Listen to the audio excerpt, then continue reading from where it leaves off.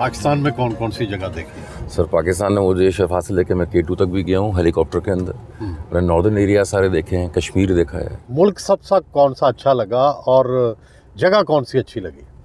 Sir मुल्क पाकिस्तान, शहर कराची। कराची में क्या सबसे अच्छा लगता है आपको? सर कराची में सबसे अच्छी बात यह है, कराची नेवर स्लीप्स, जिस तरह न्यूयॉर्क के लिए कहा जाता है। हाँ। कराची बहुत हैपनिंग है, हर चीज़ होती रहती है, चलता रहता है। और ज़िंदगी अपने तमाम दर्दनाक, जिस तरह आपने शुरू में फरमाया कि एथनिक, सेक्टेरियन, सब सारी चीज़ों के बावजूद कराची जितना लहूलान हो फिर खड़ा हो जाता है, फिर चल पड़ता है। तो क्या समझते हैं कि क्या किया जाए कि कराची के मसाइल हल हो जाए?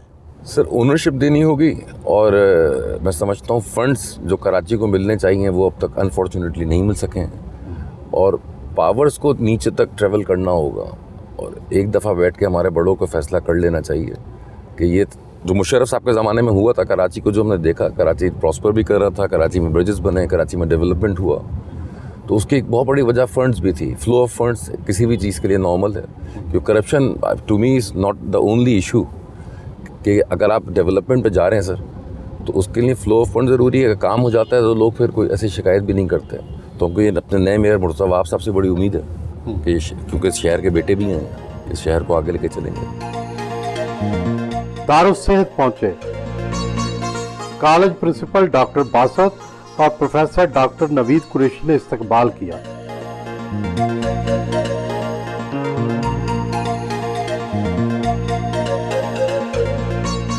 कॉन्फ्रेंस रूम में आए।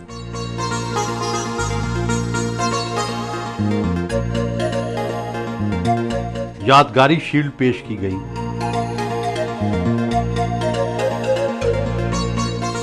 अपने जाती दफ्तर में आए।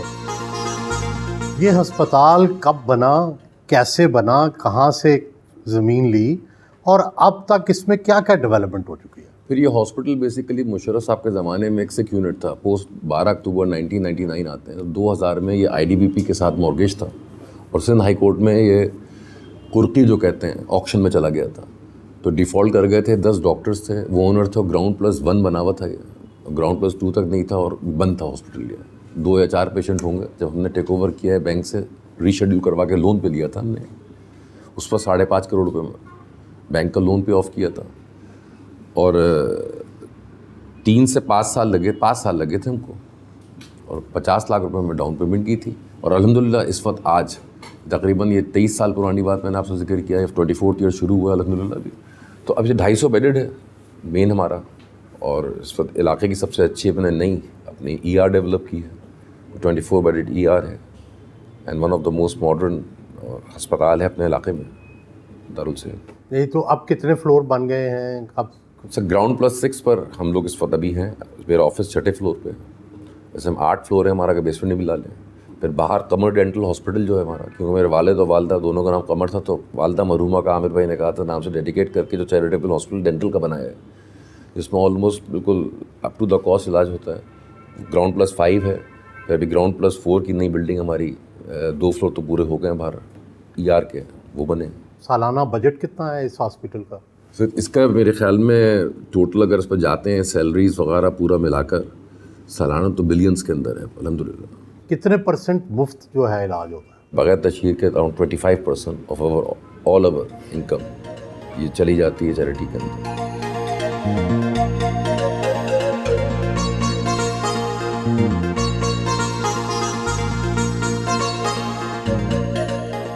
आगे आपका क्या ख्वाब है अपने ये मेडिकल कॉलेजेस को और अपनी NGOs को आगे बढ़ाने का? अब ज़िंदगी का वाले साहब के ख़ास तौर पे रिसेंटली इंतकाल के बाद जो मैंने सोचा है कि मैं अपनी NGOs पर सोशल वर्क जो ऑलरेडी करता हूँ, मैं वोकेशनल ट्रेनिंग के ऊपर काम मज़ीद करना चाह रहा हूँ एजुकेशन सेक्टर में। हमारे यहाँ क्वालिटी नहीं है वोकेशनल ट्रेनिंग की, उसको कैसे इंश्योर करें कि बाहर हमारे लोग जो हैं उनको अच्छी जॉब्स मिले?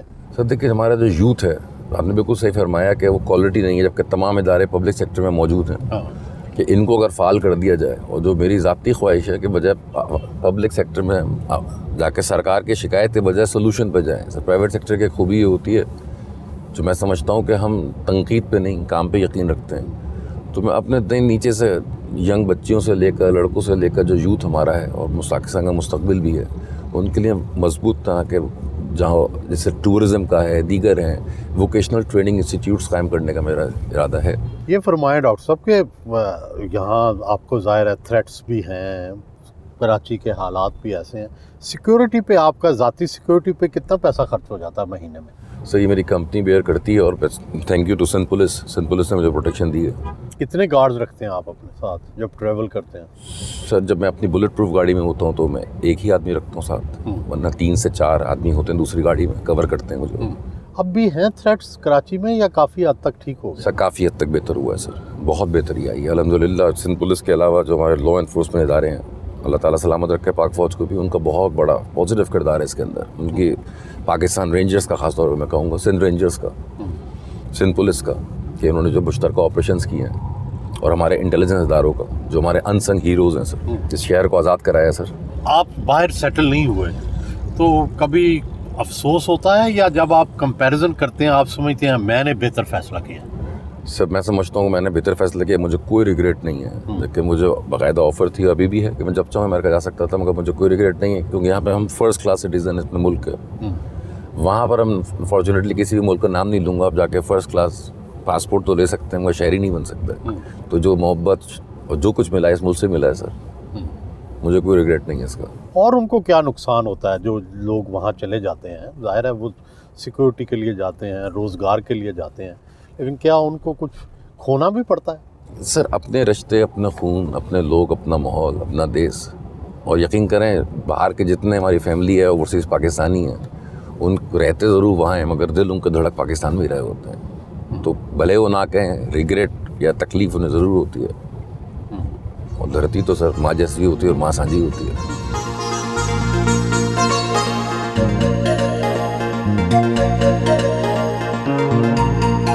अपने दोस्त ज़हीर मोइन के घर पहुंचे।